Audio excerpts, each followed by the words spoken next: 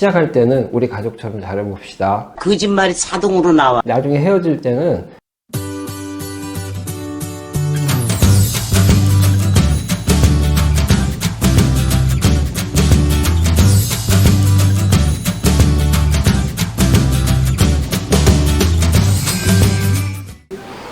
안녕하십니까. 계속 이어서 강의하도록 하겠습니다. 오늘은 이 결혼 부분의 마지막에 해당하는 파트너십과 네트워킹 전략에 대해서 설명드리도록 하겠습니다. 파트너십에 대해서는 많이 들어보셨을 텐데요. 전체적인 모든 부분들이 파트너십으로 연결이 돼 있죠. 파트너십이 사실 생각보다 중요한데도 불구하고 혼자서 모든 일을 처리하려고 하시는 분들이 참 많으세요. 그래서 우리가 파트너십을 하면 가장 좋은 점은요, 자원을 효율적으로 활용할 수가 있어요.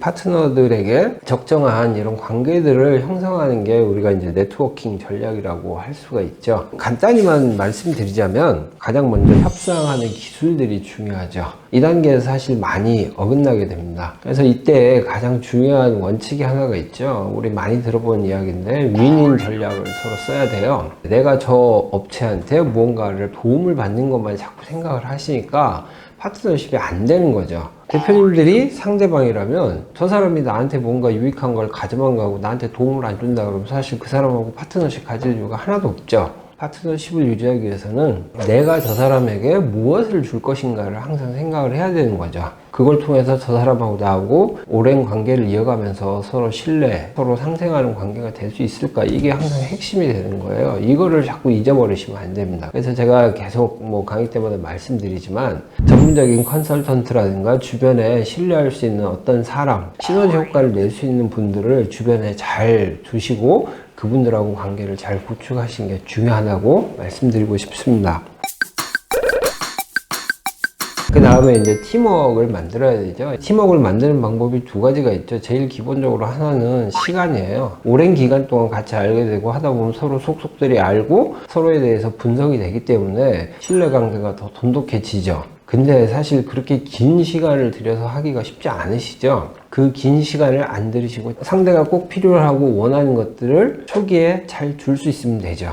내가 너를 신뢰하고 있고 너를 믿기 때문에 이런 것들을 제공한다는 거를 끊임없이 보여주면서 그 사람으로부터 뭔가 원하는 거를 받아내는 이런 것들이 정말 중요해요. 제가 말씀드린 이 파트너십 팀워크 구축은 직원들하고도 파트너십이 잘 구축이 돼야 되죠. 직원이 오랜 기간 근무하면서 나하고 이게 신뢰관계가 형성이 되고 인간관계가 형성이 될 때까지 기다려서 그 사람에게서 최대의 성과를 뽑아낼 수 있는 것도 있지만 초기에 신뢰를 보여주고 잘 내가 케어한다는 느낌을 가지게 하는 게 중요하죠.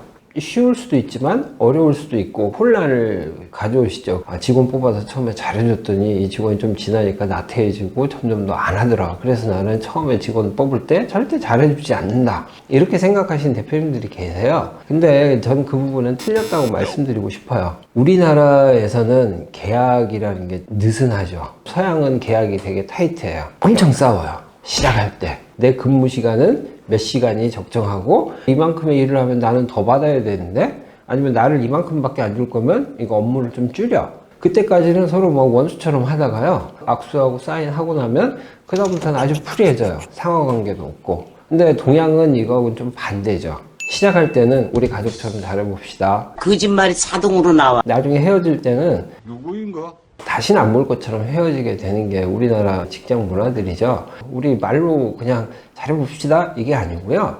내가 너한테 줄 수 있는 게 뭐고 네가 나한테 줄 수 있는 게 뭔지를 서로 명확하게 역할을 분담을 해서 그 부분이 구체화된 이후에 파트너십을 진행하시는 게 좋아요. 그 사람이 성과를 낼 수 있는 그런 부분들을 정해놓고 거기에 맞춰서 수시로 보상을 해주면서 너하고 나하고는 이런 관계다라는 거를 서로 정확히 만들어주는 거예요. 팀워크가 형성이 되고 나서도 항상 순탄하게 가는 건 아니죠. 갈등이 있을 때 그걸 어떻게 관리할 거냐, 이건 사실 쉽게 가르쳐 드려서 해결이 될 수 있는 영역은 아니지만 갈등이 생길 때 대충 판단하시면 안 되고요. 그게 무엇인지 명확하게 정의하는 게 중요해요. 그래서 내가 원하는 건 이 정도인데 네가 생각하는 게 내가 생각한 거하고 같니? 라고 이렇게 계속 물어보면서 나는 네가 이 정도 했을 때 이런 보상을 주려고 계획하고 있어 라는 거를 수시로 이야기하면서 그 부분에 대한 명확한 정의를 내려야 돼요. 결론적으로 말씀드리자면 일반적으로 성공한 파트너십들의 특성을 살펴보면요,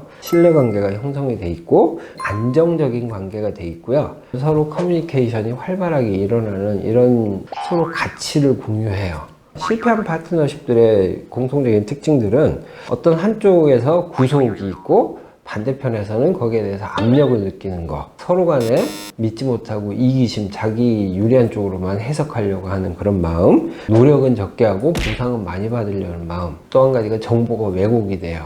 서로 다른 생각을 갖고 정보를 받아들이니까 같은 걸 봐도 서로 다르게 해석하기 때문이죠. 앞서 말씀드린 이런 것들을 어떻게 성공한 쪽은 늘리고 실패한 쪽은 줄일 수 있을까, 그런 관점 하에서 파트너십을 구축해 나가시면 좋을 것 같습니다. 오늘 강의는 여기까지 하도록 하겠습니다.